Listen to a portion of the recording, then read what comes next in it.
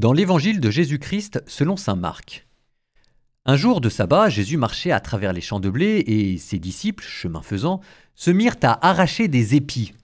Les pharisiens lui disaient « Regarde ce qu'ils font le jour du sabbat, cela n'est pas permis. » Et Jésus leur dit « N'avez-vous jamais lu ce que fit David lorsqu'il fut dans le besoin et qu'il eut faim, lui-même et ceux qui l'accompagnaient ? Au temps du grand prêtre Abiatar, il entra dans la maison de Dieu et mangea les pains de l'offrande que nul n'a le droit de manger sinon les prêtres, et il en donna aussi à ceux qui l'accompagnaient. Il leur disait encore « Le sabbat était fait pour l'homme, et non pas l'homme pour le sabbat. Voilà pourquoi le Fils de l'homme est maître, même du sabbat. »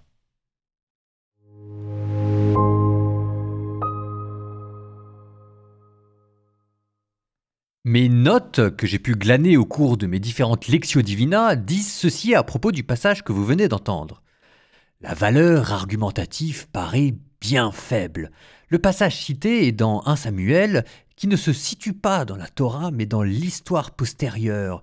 Et d'ailleurs, dans le passage, David n'a pas de compagnon, et le sanctuaire provincial de Nob dont il est fait mention est bien modeste pour être appelé la maison de Dieu. Bref, l'argument de Jésus est nul. Ça, c'est mes notes de bas de page.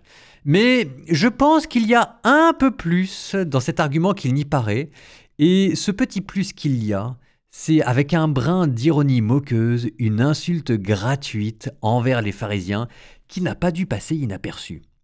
Parce que vous voyez, dans ce passage, Jésus se compare à David.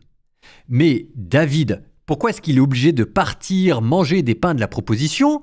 C'est parce qu'en fait, il est poursuivi par Saül. Et là, qui est en train de poursuivre Jésus ? Les pharisiens.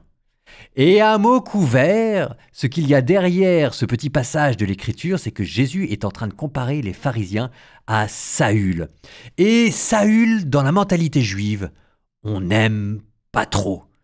C'est un peu comme si je vous comparais à Pétain. Bon, Pétain et Saül, ça n'a rien à voir, donc il ne faut pas tirer la comparaison plus qu'il ne faut, mais ça vous donne à peu près la même connotation. De la même manière que Pétain a très mauvaise réputation, de la même manière, Saül avait très mauvaise réputation. Et donc là, il y a toujours chez Jésus un morceau d'ironie secrète. Jésus aime ses ennemis. Jésus aime les pharisiens, mais il n'est pas dupe.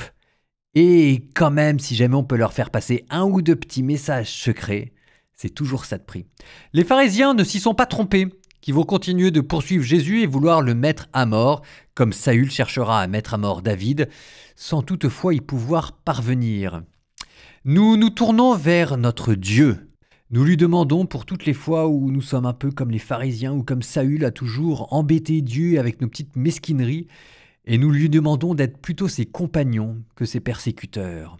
Que Dieu nous prenne en grâce et qu'il nous donne d'être de bons et fidèles serviteurs qui l'accompagnons même dans la persécution et la détresse.